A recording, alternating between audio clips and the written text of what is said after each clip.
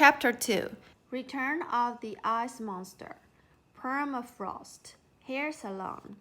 Frankie Frost was fed up. All her friends had gone to the mountains to ski, and she had to stay behind and help her mother. Frankie gazed sadly out of the window.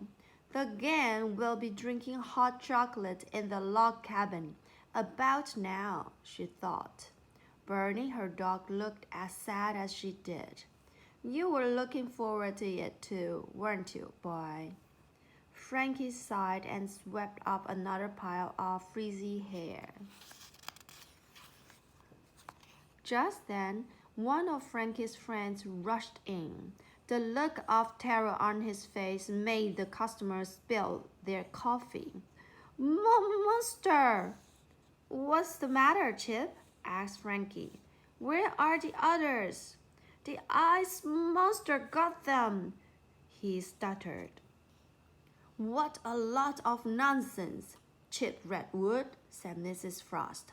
Ice monster, indeed. No one's seen it in years. I think people just imagine it, anyhow. They're in trouble, insisted Chip.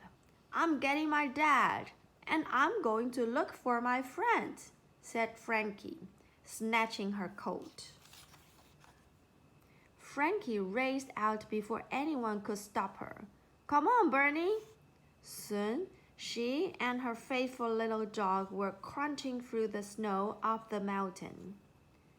Frankie stared at the frozen mountainside. Her friends were nowhere to be seen.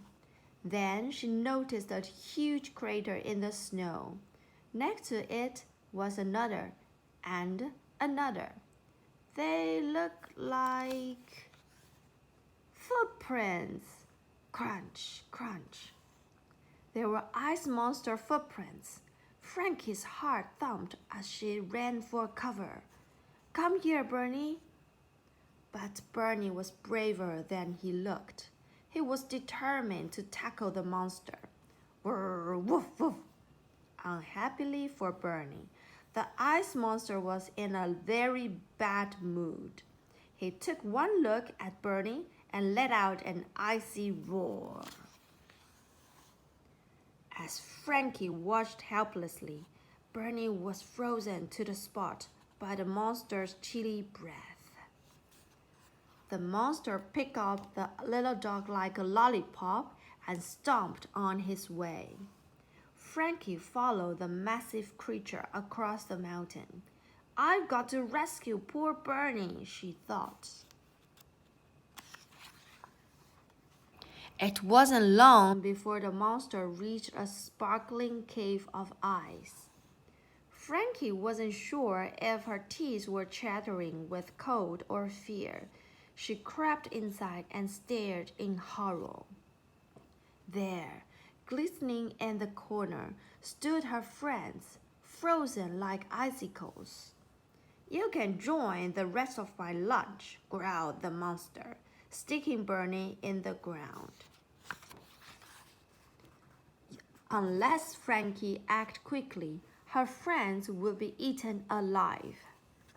As she sneaked outside to find help, Frankie noticed smoke rising from the gang's log cabin.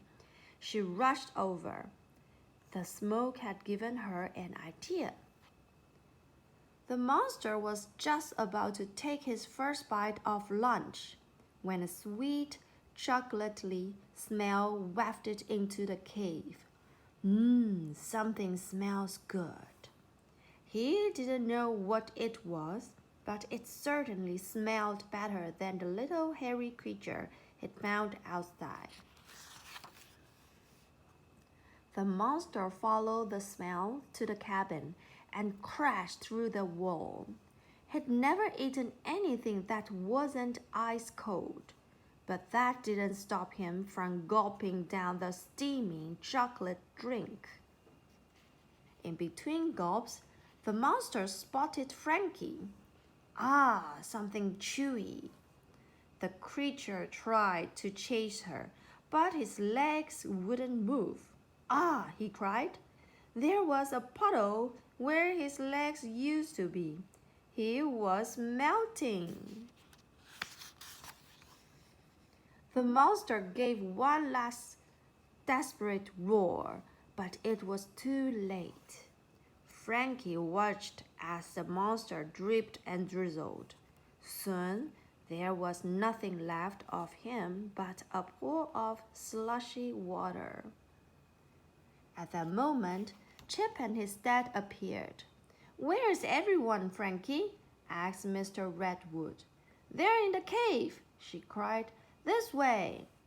The three of them loaded Bernie and the frozen children onto Mr. Redwood's truck, and they drove back to town.